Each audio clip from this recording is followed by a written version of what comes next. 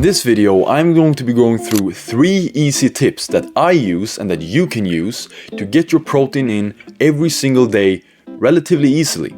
And yes, these tips are actually easy. They're super easy to follow. But first off, how much protein should you actually eat? Simple.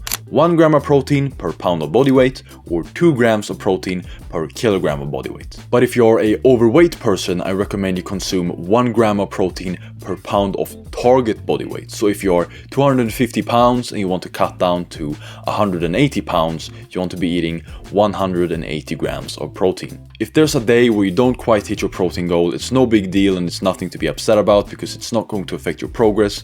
And if you get more than your protein goal, it's not going to give you any additional benefits or give you any adverse effects. But at least always try your best to hit your protein goal. And I would recommend you divide your protein intake pretty evenly throughout your different meals throughout the day. And I wouldn't consume any more than about 80 grams of protein per meal. But anyways, tip number 1. Standardize your breakfast. This might sound kind of boring to some people, but having a protein-rich breakfast, which is pretty much always the same, is a great way to get a solid base of protein in the morning. The way I like to do this is to at least standardize the protein component of my breakfast, and then I can play around a little bit with the carb sources. So for me, my breakfast always consists of 4 eggs, and then, like I said, the carb sources, I sometimes have fruit, I sometimes have bread, or some other carb source. Like I said, I just get to play around with it a little bit however I want. Usually I also always include some kind of other source of protein aside from the eggs. So I'll usually have a bowl of yogurt or a big glass of milk or something like that, which also gives you a little bit of extra protein.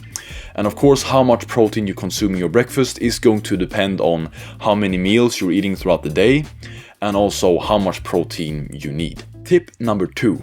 Supplement with protein powder and or cottage cheese. This one is probably the simplest of them all.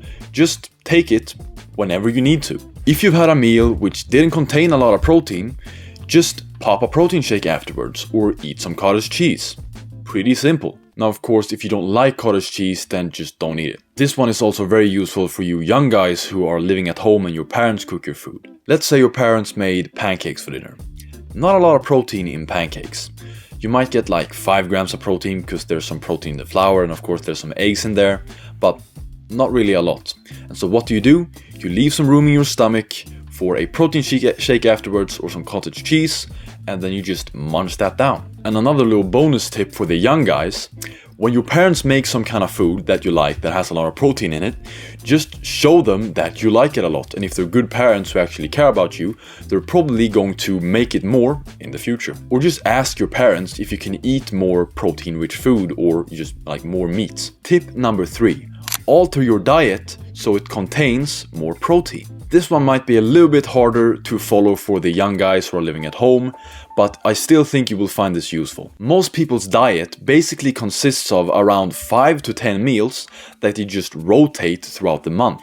And so all you really gotta do to include more protein in your diet is alter those 5 to 10 meals or just change them out for other meals that contain more protein. Maybe add something which makes it include more protein, or change out an ingredient which makes it include more protein. For example, instead of eating, just regular pancakes, you could eat protein pancakes. Or instead of having, that kind of sauce that you use in lasagna, you could use cottage cheese in your lasagna. And I actually do this, and it makes it, a lot more protein rich. And it also still tastes delicious. And so there's lots of things like this that you can do. Tiny little tweaks or things that you can alter in your meals, or just, like I said, completely change them out for other meals that contain more protein. And so you can do this to basically just alter your entire diet so it includes more protein. And on a side note, this one also just generally applies to improving your diet overall.